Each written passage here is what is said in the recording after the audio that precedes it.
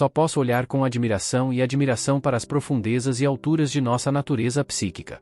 O seu universo não espacial esconde uma abundância incalculável de imagens que se acumularam ao longo de milhões de anos de desenvolvimento vivo e que se fixaram no organismo. E essas imagens não são sombras pálidas, mas factores psíquicos tremendamente poderosos. Ao lado desta imagem gostaria de colocar o espetáculo dos céus estrelados à noite, pois o único equivalente do universo interior é o universo exterior. Acredita-se que nossa relação com as estrelas seja tão antiga quanto a própria humanidade. Durante milhares de anos, os nossos antepassados olharam para o céu noturno estrelado com admiração, e o conhecimento inicial das estrelas pode ser encontrado em cavernas pré-históricas, fragmentos de ossos e estruturas megalíticas. Com cerca de 12.000 anos, Göbekli Tepe contém os megálitos mais antigos conhecidos do mundo e sugere evidências de alinhamento com eventos celestes muito mais antigos que Stonehenge e a Grande Pirâmide de Gizé. Com o tempo, a maioria, se não todas as civilizações antigas, procuraram significado nos céus e personificaram os seus mitos nas constelações. Os sumérios foram dos primeiros a observar e registrar os movimentos dos corpos celestes, lançando as bases para o estudo da astrologia, literalmente, o estudo das estrelas. Isso ajudou os babilônios na Mesopotâmia a criar o primeiro sistema organizado de astrologia por volta de 2000 AC. A premissa astrológica pode ser encontrada nas tabuinhas babilônicas, onde está escrito: céu e terra produzem presságios, embora apareçam separadamente, eles não estão separados, porque o céu e a terra estão relacionados. Um sinal que pressagia o mal no céu é, também, o mal na terra. Aquele que pressagia o mal na terra é o mal no céu. A astrologia estuda a correlação entre os movimentos dos objetos celestes e os eventos terrestres ou a experiência humana. Acreditava-se que os céus apresentavam presságios ou presságios celestiais, sinais de eventos futuros ligados aos assuntos humanos, considerados mensagens divinas dos planetas com nomes de deuses. Os babilônios usariam isso para prever eventos futuros e tomar medidas para evitar desastres. Isso é conhecido como astrologia mundana, que se preocupa quase inteiramente com o bem-estar do Estado e do rei.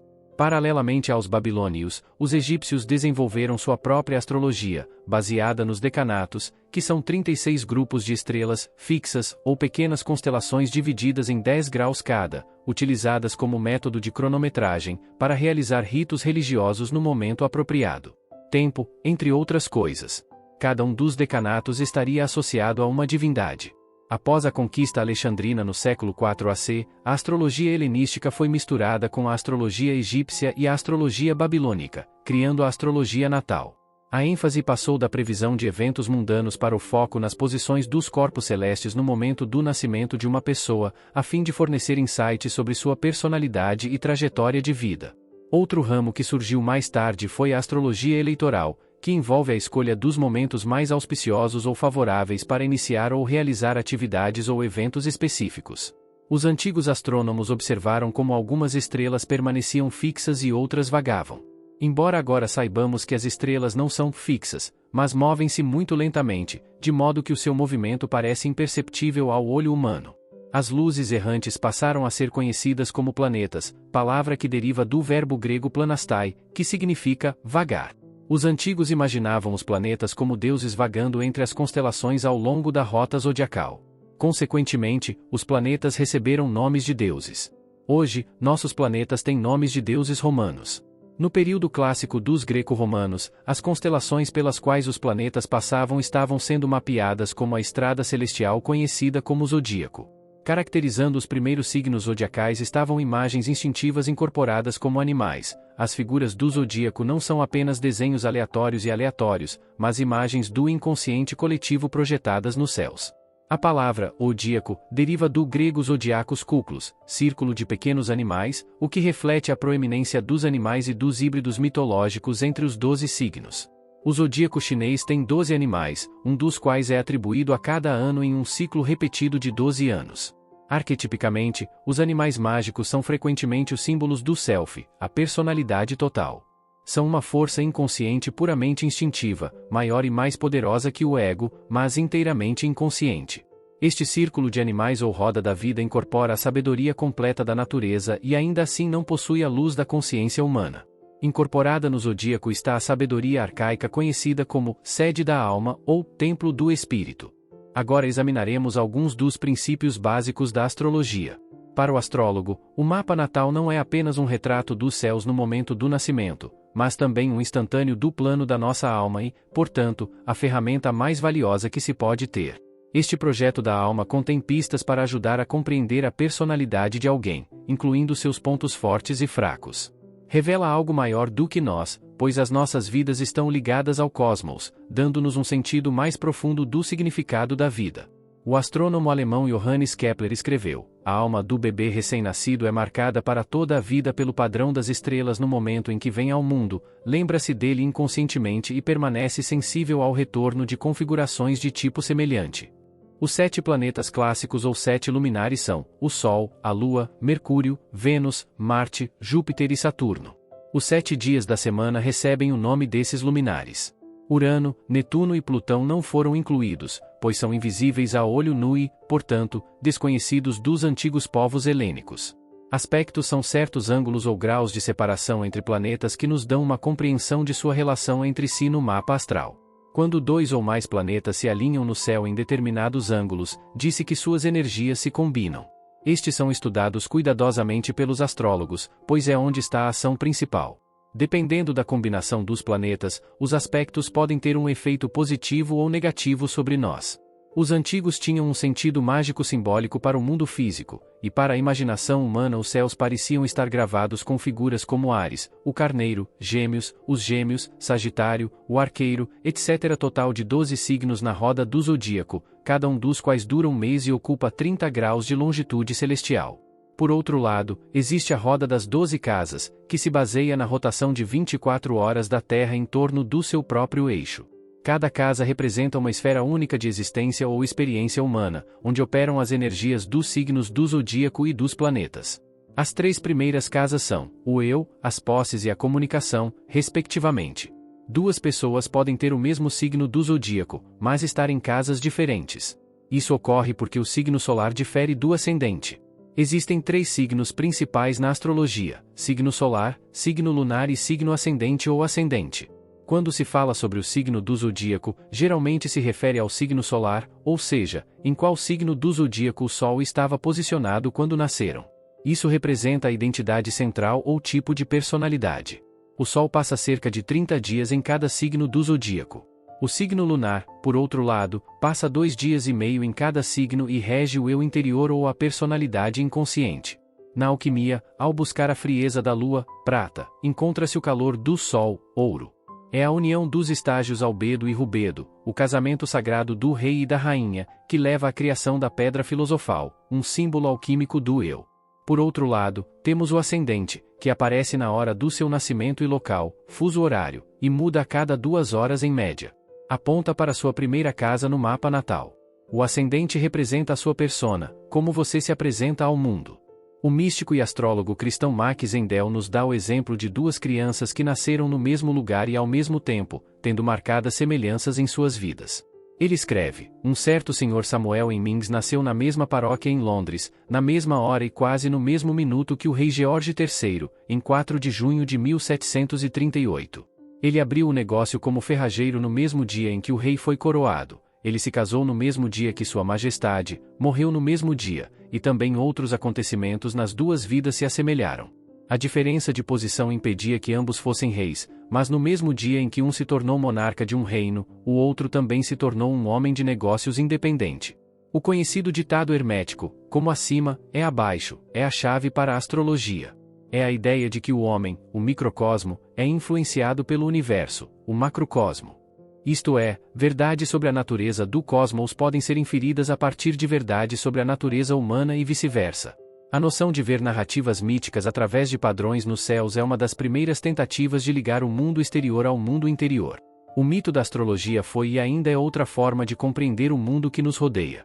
Para o médico suíço do século XVI, Paracelso, a astrologia era uma fonte de conhecimento crítico para o médico, pois sem esse conhecimento não era possível interpretar corretamente o céu interior ou estrela do corpo, e, assim, efetuar a cura para o paciente. Na sua concepção do céu interior, ele vislumbrou uma imagem eterna e primordial, que foi implantada nele e em todos os homens, e se repete em todos os tempos e lugares. Em cada ser humano existe um céu especial, inteiro e ininterrupto. A própria natureza da astrologia a conecta com o cosmos, os mitos e os deuses. Ao longo da maior parte da sua história, a astrologia foi mainstream e considerada uma tradição acadêmica e, embora tivesse alguns céticos, só no início da Revolução Científica no século XVI é que a astrologia foi seriamente questionada. As previsões astronômicas do modelo geocêntrico de Ptolomeu, usado há mais de 1500 anos, estavam sendo substituídas pelo modelo heliocêntrico introduzido por Copérnico. A astrologia lentamente se tornou pseudociência e nasceu a astronomia. A astrologia ocidental não era apenas desaprovada pela ciência, mas também pela religião, que a considerava herética, principalmente devido à sua ênfase no destino, em vez do livre-arbítrio. A astrologia é um assunto liminar, parte das fronteiras enigmáticas da exploração humana que resistem a uma definição universalmente aceita. É um dos domínios liminares do conhecimento historicamente mais significativos e duradouros, bem como um dos mais mal compreendidos. Embora a linguagem astrológica esteja repleta de alusões míticas na interação entre deuses, esses diálogos míticos não foram usados para amplificar aspectos planetários pelos astrólogos tradicionais. Foi o psiquiatra e psicanalista suíço Carl Jung quem inspirou os astrólogos a retornar ao simbólico, a amplificar os céus estrelados com mitos e a lembrar os deuses planetários.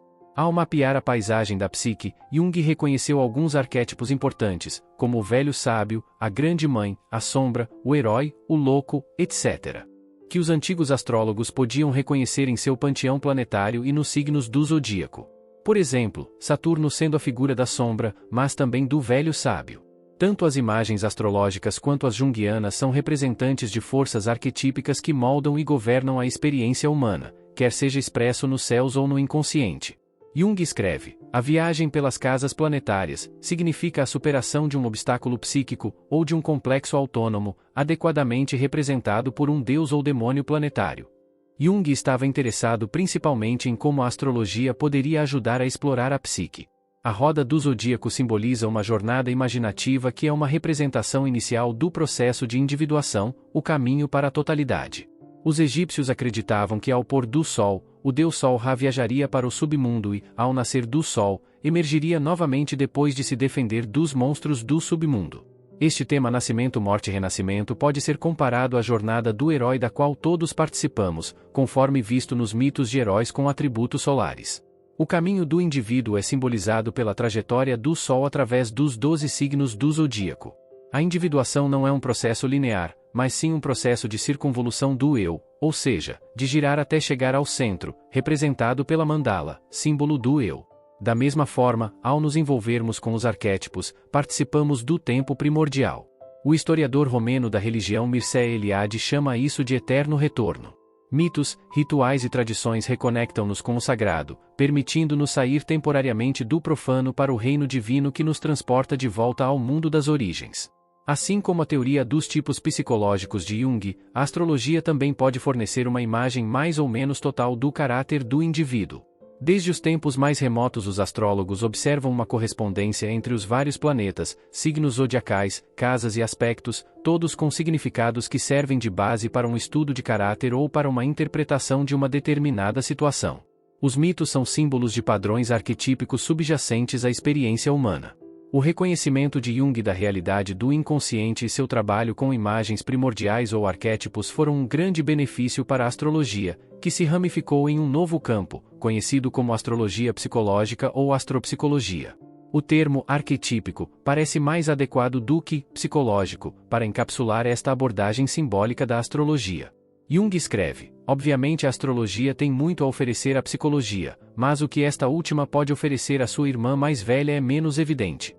Tanto quanto posso julgar, parece-me vantajoso para a astrologia levar em conta a existência da psicologia, sobretudo a psicologia da personalidade e do inconsciente. Tenho quase certeza de que algo poderia ser aprendido com seu método simbólico de interpretação, pois isso tem a ver com a interpretação dos arquétipos, os deuses, e das suas relações mútuas, a preocupação comum de ambas as artes. A psicologia do inconsciente está particularmente preocupada com o simbolismo arquetípico. A astrologia pode ser uma grande ampliação dos tipos psicológicos de Jung. Na verdade, os 4 tipos de funções de Jung, pensamento, sentimento, sensação e intuição, combinam perfeitamente com a antiga divisão dos 4 elementos da astrologia, ar, água, terra e fogo. Cada um é uma maneira distinta de descrever as observações empíricas dos mesmos fenômenos. O astrólogo é desafiado a considerar as características inconscientes dos elementos literais do mapa natal.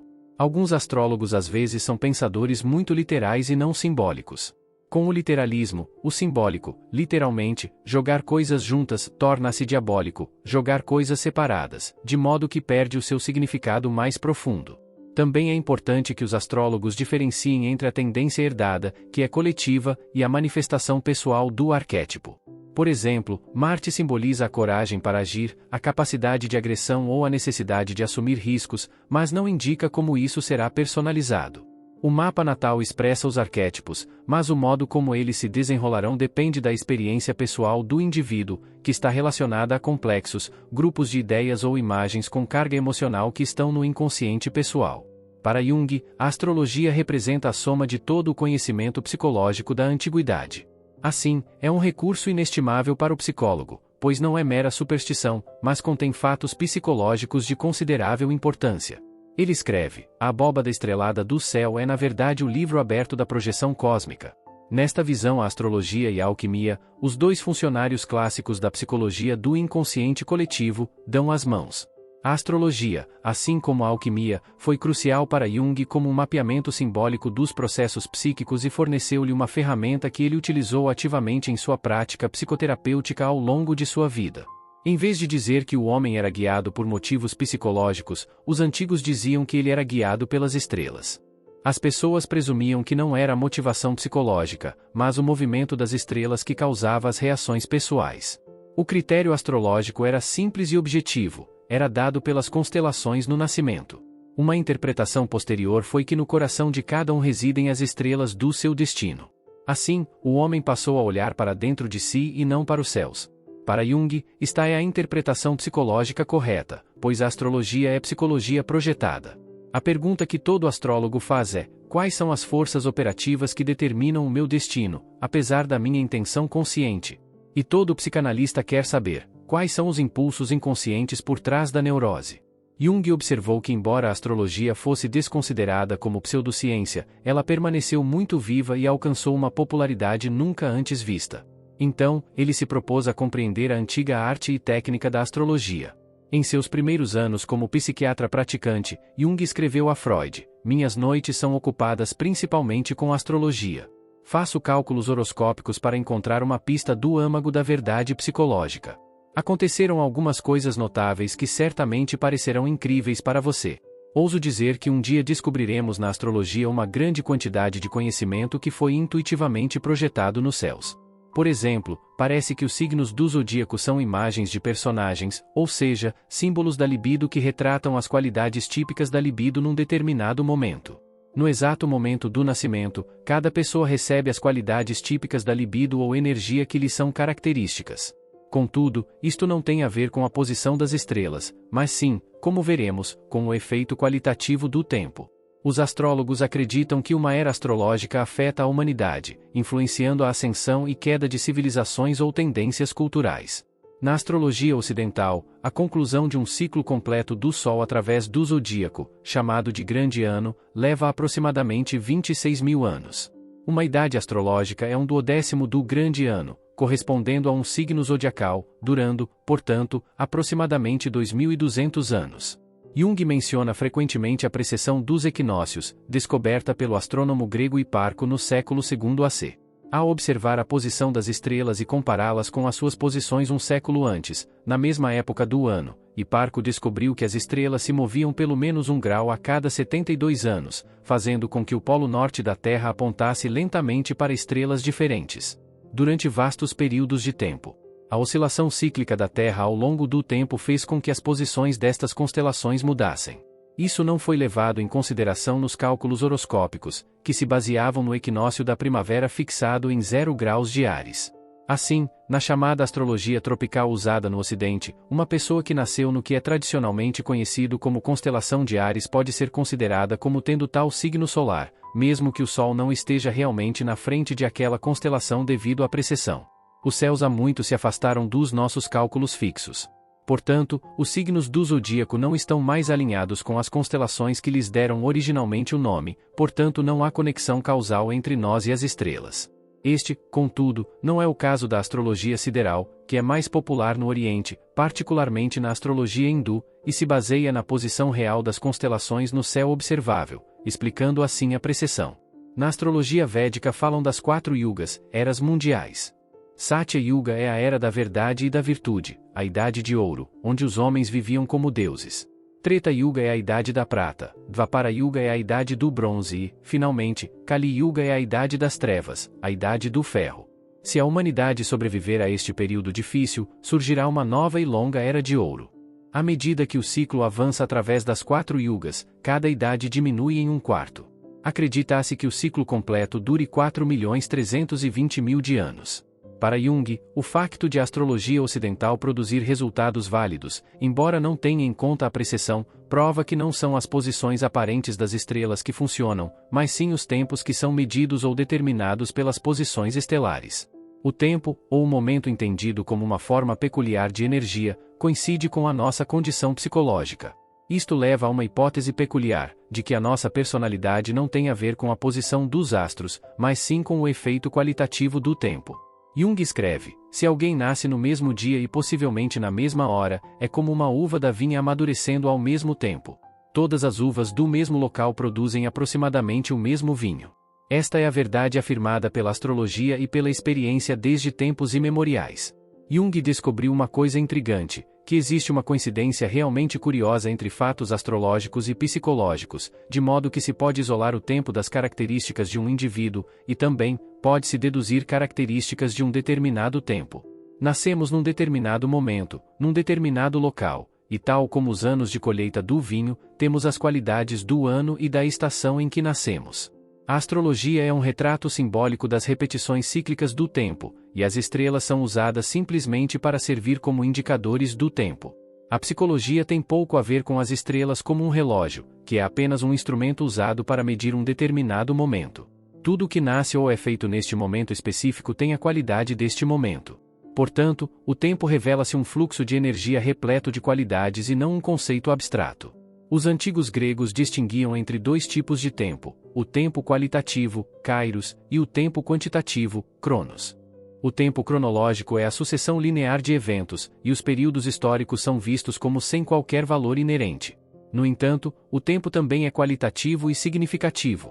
Para Jung, a astrologia tem a ver com tempo qualitativo, que está relacionado com eventos acausais. Estes são diferentes dos eventos causais, nomeadamente aqueles que têm uma relação clara de causa e efeito e são verdades estatísticas. Os números também têm um significado simbólico e não apenas quantitativo, pois contêm qualidades arquetípicas transcendentais. Os pitagóricos usavam a matemática e a numerologia para fins místicos, já que os números governam o universo. Jung equipara o tempo qualitativo aos fenômenos de percepção extrasensorial, que incluem precognição, psicocinese, telepatia, etc. Por exemplo, no caso da precognição, que Jung experimentou em visões e sonhos, obtém-se o conhecimento de uma ocorrência futura. Nesses casos, deve-se negar a causalidade, pois é inconcebível que se possa observar o efeito de uma causa inexistente ou de uma causa que ainda não existe. Quando Jung tinha cerca de 72 anos, escreveu ao astrólogo védico B.V. Raman: posso lhe dizer que estou interessado nesta atividade específica da mente humana há mais de 30 anos.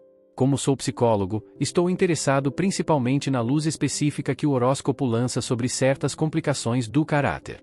Em casos de diagnóstico psicológico difícil, costumo fazer um horóscopo para ter um ponto de vista mais aprofundado, de um ângulo totalmente diferente. Devo dizer que muitas vezes descobri que os dados astrológicos elucidavam certos pontos que de outra forma eu não teria conseguido compreender. A partir de tais experiências formei a opinião de que a astrologia é de particular interesse para o psicólogo, uma vez que contém uma espécie de experiência psicológica que chamamos de projetada. Isto significa que encontramos os fatos psicológicos como se estivessem nas constelações.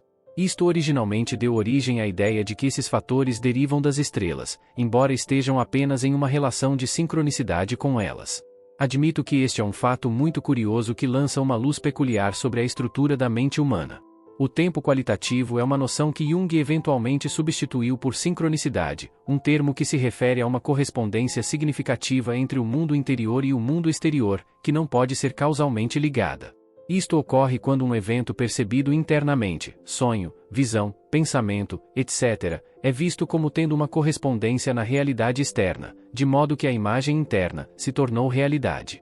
Por exemplo, você pode pensar em um amigo há muito perdido e, de repente, esse amigo liga para você do nada. Visto que Jung sugere que a sincronicidade parece repousar sobre uma base arquetípica, ela tem um grande apelo para a astrologia, que também se baseia nesta base. A astrologia, assim como o inconsciente coletivo com o qual a psicologia analítica se preocupa, consiste em configurações simbólicas. Os planetas são os deuses, os arquétipos. Ao comparar o movimento dos planetas ao longo do ano com o mapa natal de uma pessoa, no processo de exame dos trânsitos ou movimentos dos planetas, Jung sentiu que poderíamos obter um exemplo de sincronicidade em ação. Os trânsitos proporcionam uma coincidência significativa de aspectos e posições planetárias com a situação psicológica, no nível individual, e insights sobre o inconsciente coletivo ou o Zeitgeist, no nível coletivo. O conceito de sincronicidade de Jung é baseado no antigo conceito de simpatia ou simpatia cósmica atribuída aos estoicos. O cosmos é uma entidade inteira e única, um ser vivo com alma própria. A substância que penetra e unifica todas as coisas é conhecida como pneuma, sopro de vida, o princípio ativo que organiza o indivíduo e o cosmos. Essa ideia foi importante para os astrólogos antigos. A relação microcosmo-macrocosmo é de simpatia cósmica. Psicologicamente, o macrocosmo representa o inconsciente coletivo. Existe o que Jung chama de qualidade psicoide no físico, o mundo exterior, e no psíquico, o mundo interior, que são expressões de uma unidade fundamental, um reino unitário compartilhado conhecido pelos alquimistas como unus mundus, o mundo único. Os gnósticos chamam isso de pleroma, literalmente, plenitude, que contém a totalidade de todos os opostos e está além do espaço e do tempo. Ou seja, passado, presente e futuro existem todos simultaneamente. É a ideia de que o inconsciente está relacionado a uma psique cósmica, e o inconsciente coletivo está conectado à anima mundi ou alma do mundo. Se assim for, o inconsciente na verdade permeia o ambiente que nos rodeia e não é um domínio encapsulado localizado exclusivamente dentro de um indivíduo, como tendemos a supor. Portanto, o significado arquetípico é inerente ao próprio universo. Enquanto os antigos astrólogos pensavam nos 7 planetas como deuses, os gnósticos, uma seita cristã primitiva, pensavam neles como arcontes ou governantes que impediam as almas de deixar o reino material. Eles são os governantes das trevas, poderes demoníacos sob o comando do Demiurgo, o criador do universo material. Tal como acontecia com a astrologia antiga, que pensava numa esfera de estrelas fixas além dos 7 planetas, os gnósticos pensavam numa região celestial além dos planetas que uma alma deveria alcançar para escapar do domínio dos arcontes. Isto só poderia ser alcançado através da gnose, o objetivo vitalício dos gnósticos, e a forma mais elevada de conhecimento, pela qual se liberta a centelha divina dentro da humanidade das restrições da existência terrena. Ou, como diriam os alquimistas, desperte a divindade, que está escondida ou adormecida na matéria. Jung e um grupo de pesquisadores do CG. O Instituto Jung em Zurique iniciou experimentos usando métodos intuitivos como I Ching, geomancia, cartas de tarô, numerologia e astrologia. No entanto, não puderam continuar por falta de recursos e pessoal. Esses métodos intuitivos dão acesso ao que Jung chama de espírito das profundezas, que desde tempos imemoriais e para todo o futuro possui um poder maior que o espírito dos tempos, que muda com as gerações. Jung sentiu esse conflito em suas duas personalidades, a personalidade número 1, que se identifica com o mundo mundano, os fatos, a razão e a ciência, está associada ao espírito da época. Personalidade não. Já o 2 é o visionário, o mágico, o buscador, relacionado ao espírito das profundezas. A tarefa de vida de Jung girava em torno da integração dos opostos racionais e mágicos. Um desses conflitos pode ser encontrado no livro vermelho de Jung, onde ele encontra um gigante ferido em imaginação ativa, descrito como Gilgame, o grande herói mesopotâmico. Ele destaca a luta entre imaginação e ciência. O gigante amaldiçoa Jung e diz: "Onde você mamou esse veneno?" Jung responde: "O que você chama de veneno é ciência." E ele questiona Jung: "Você chama o veneno de verdade? O veneno é verdade? Ou a verdade é veneno?" Nossos astrólogos e sacerdotes também não falam a verdade? E ainda assim o deles não age como veneno. As personalidades científicas e místicas de Jung sempre estiveram em conflito, o que explica por que ele não parou de buscar explicações científicas e estatísticas para a astrologia. No entanto, a ideia de que Jung superou as suas dúvidas sobre o valor da astrologia mais tarde na vida é acreditada não apenas pelas suas constantes referências à astrologia nas suas obras e cartas, ou pela sua recomendação de que todos os psicoterapeutas deveriam aprender astrologia, pois há casos limítrofes, onde é muito valioso, mas também pela sua declaração à sua filha Grete Baumann Jung, uma astróloga, feita quando ele estava morrendo, de que a maldita coisa funciona mesmo após a morte. Mesmo em uma entrevista pouco antes de sua morte para marcar seu 85º aniversário, Jung menciona a próxima era de Aquário. Qualquer discussão sobre astrologia leva, mais cedo ou mais tarde, à questão de como compreender o destino e o livre-arbítrio.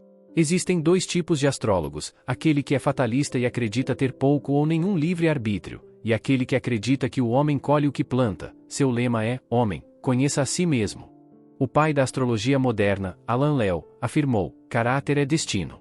O destino evolui com o tempo e é idêntico ao tempo. Quando se diz que ainda não chegou a hora, ou que as estrelas ainda não se alinharam, significa que o destino ainda não se cumpriu.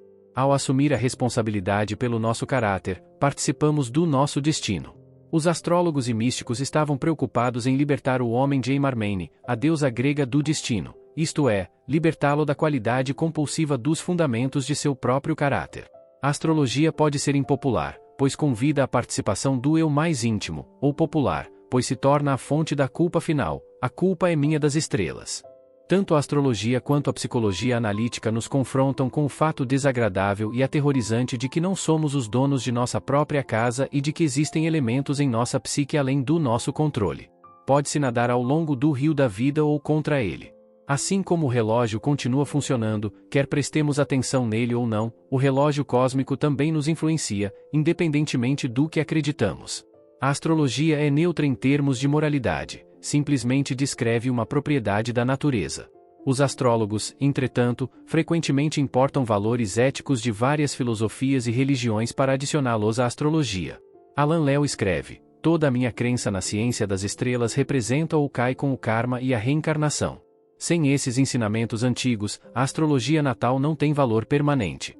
Nossas tristezas e dores não são o resultado do papel ativo que o destino desempenha em nossas vidas, mas sim o resultado da nossa ignorância. Adoramos aprender sobre nossos pontos fortes, mas quando se trata de nossas falhas e fraquezas, fechamos os olhos. Esta falta de compreensão não torna a pessoa mais livre, pelo contrário, torna a pessoa mais sujeita à causalidade e menos no controle da sua vida. O destino lidera os dispostos e arrasta os relutantes. Se não vemos nada, o destino faz isso conosco. Psicologicamente, até que você torne o inconsciente consciente, ele dirigirá sua vida e você chamará isso de destino. Jung escreve: a regra psicológica diz que quando uma situação interna não se torna consciente, ela acontece externamente, como destino. Isto é, quando o indivíduo permanece indiviso e não se torna consciente das suas contradições internas, o mundo deve forçosamente representar o conflito e ser dividido em metades opostas. Liberdade é o que fazemos com o que nos foi feito. Nossa disposição psíquica herdada corresponde a um momento definido no colóquio dos deuses, isto é, dos arquétipos psíquicos. Destino e individuação estão intimamente ligados, pois existe a priori uma existência de uma estrutura de caráter espelhada no mapa natal. A intenção desta essência, personificada pelo daimon, reflete-se nas qualidades do tempo presentes nos símbolos astrológicos. Os antigos gregos acreditavam que o daimon era o caráter do homem, uma imagem individualizada da alma, que era chamada de mestre da casa, e poderia ser descoberta no mapa natal de alguém. Alguns sugerem que é o ascendente. Embora tal método técnico seja inferior à verdadeira gnose, que pode ser alcançada através da invocação teúrgica do daimon, como sugerem os neoplatônicos. O psicólogo americano James Hillman escreve: a alma de cada um de nós recebe um daimon único antes de nascermos, e ela selecionou uma imagem ou padrão de que vivemos na Terra. Este companheiro de alma, o daimon, nos guia até aqui. No processo de chegada, porém, esquecemos tudo o que aconteceu e acreditamos que viemos vazios para este mundo. O daimon lembra o que está à sua imagem e pertence ao seu padrão, portanto, o seu daimon é o portador do seu destino. Destino e alma são dois nomes para o mesmo princípio, e o objetivo é a individuação, porque é a expressão mais completa dessa combinação fatídica, que chamamos de individualidade. A individuação pode ser comparada ao mito da jornada da alma pelas esferas planetárias, conforme discutido nos escritos herméticos e neoplatônicos. Antes da descida da alma para a encarnação, ela passa pelas esferas planetárias e assume as qualidades de cada planeta no processo, e em nossa morte a alma ascende de volta às esferas planetárias e devolve a cada planeta as qualidades que lhes tirou. Na hora do nascimento, podemos distinguir entre dois tipos de astrologia, uma esotérica e outra esotérica. A astrologia esotérica é a astrologia pop, que o público conhece bem, é uma versão simplificada usada para comercializar o conhecimento espiritual. Esta é a astrologia onde os vigaristas procuram ganhar dinheiro rápido com a turbulência emocional de outras pessoas, sendo as vítimas especialmente aqueles que não têm consciência do arquétipo do trapaceiro e foram enganados pela sua própria ingenuidade ou auto-engano. A astrologia é vista como padrão ouro da superstição. Como todo o campo da astrologia conquistou má reputação, muitas vezes nem é considerado digno de exploração. A astrologia esotérica é o lado sombrio, que representa as características ocultas ou desconhecidas. Este é o ouro encontrado na sujeira, como diriam os alquimistas. É onde se obtém insights para enriquecer a compreensão de si mesmo e do seu propósito, bem como de outras pessoas e do seu lugar no cosmos. Jung estava muito interessado em compreender a era astrológica desde que escreveu Aion, que é o nome de uma divindade helenística associada ao tempo cíclico e ao zodíaco. Neste trabalho, Jung procurou iluminar a mudança da situação psíquica dentro do Aeon cristão. Ele faz uma declaração abrangente: o curso da nossa história religiosa, bem como uma parte essencial do nosso desenvolvimento psíquico, poderia ter sido previsto com mais ou menos precisão, tanto no que diz respeito ao tempo como ao conteúdo, desde a precessão dos equinócios até a constelação de Peixes. Jung observa que o nascimento de Cristo começa na era de Peixes, os dois peixes nadando em direções opostas. Por volta de 7 AC houve uma conjunção de Saturno, o maléfico, e Júpiter, o benéfico, representando uma união de extremos opostos. A estrela de Belém vista pelos magos era a alma de Cristo que desceu à Terra. A partir deste evento astrológico extraordinário, inferiu-se um evento igualmente extraordinário na história humana, iniciando um novo Aeon. Isso colocaria o nascimento de Cristo sob Peixes. O simbolismo do peixe é predominante em todo o cristianismo. Um codinome para Jesus era a palavra grega para peixe istis. Os apóstolos eram chamados de pescadores de homens. Jung considerava que estávamos num paradigma de mudança de idades, uma época de mudança que ele conseguiu compreender através da astrologia. No livro vermelho, Jung revela a sua compreensão do seu próprio papel neste novo Aeon que se aproxima, e em Aeon ele fornece, mais tarde na vida, uma exegese racional das revelações do livro vermelho, de modo que as duas obras estão fundamentalmente interligadas. Jung observa que os conceitos de céu e inferno não podem permanecer separados para sempre. Eles estarão unidos novamente e a era dos peixes terminará em breve. Se a era de Peixes for governada pelo motivo arquetípico dos irmãos hostis, Cristo e Anticristo, então a aproximação da próxima era, Aquário, que se estima ocorrer entre 2000 e 2200 depois de Cristo, constelará a união dos opostos, trazendo à tona um conceito de totalidade humana. Será então mais difícil separar o bem do mal, a luz das trevas, o que fará parte de uma unidade. Os cristãos chamam isso de segunda vinda, o surgimento do Filho de Deus. Nietzsche chama isso de Übermensch, que deve ir além do bem e do mal. O místico Swedenborg chama isso de Maximus Homo, o humano universal, que representa o céu em forma humana. E outros chamam-lhe uma era em que o homem despertará para os seus poderes espirituais, seja lá o que isso possa implicar. Jung foi levado a falar da mudança de eras porque as mudanças psíquicas destes tempos de transição são chocantes e podem criar sentimentos generalizados de mal-estar, ansiedade e medo que permeiam todas as culturas do planeta. Os sinais que apontam nesta direção consistem no fato de o poder cósmico de autodestruição ser colocado nas mãos do homem. Jung queria nos alertar, para que nós, aqueles poucos que o ouvirão, possamos vivenciar essas mudanças psíquicas, conscientemente, assim, limitar os impulsos destrutivos que elas poderiam induzir. Numa entrevista realizada em 1959, Jung declarou: "O cristianismo nos marcou profundamente porque encarna tão bem os símbolos da época. Erra na medida em que acredita ser a única verdade, quando o que é uma das grandes expressões da verdade em nosso tempo. Negar isso seria jogar fora o bebê junto com a água do banho. O que vem depois? Aquário, o derramador de água. Na nossa época o peixe é o conteúdo, com o derramador de água, ele se torna o recipiente. É um símbolo muito estranho. Não me atrevo a interpretá-lo. Até onde se pode perceber, é a imagem de um grande homem se aproximando. A astrologia continuará a ser criticada pelos que têm mentalidade científica. A grande tarefa da nossa época é unir a ciência com a espiritualidade. Jung escreve: o céu tornou-se para nós o espaço cósmico dos físicos, e o empírio divino uma bela memória de coisas que já existiram. Mas o coração brilha, e uma inquietação secreta corrói as raízes do nosso ser. É uma lei universal que uma onda de despertar espiritual seja sempre seguida por um período de dúvida do materialismo. Cada fase é necessária para que o espírito possa receber igual desenvolvimento do coração e do intelecto sem ser levado muito longe em nenhuma direção. A astrologia, entretanto, não é um sistema de crenças, não precisamos acreditar em algo para sentir seu efeito. A astrologia persiste milênio após milênio para nos lembrar do cosmos interconectado em que vivemos, dos mistérios, das ambiguidades e da pura beleza e elegância da ordem universal, que oferecem significado e esperança à alma.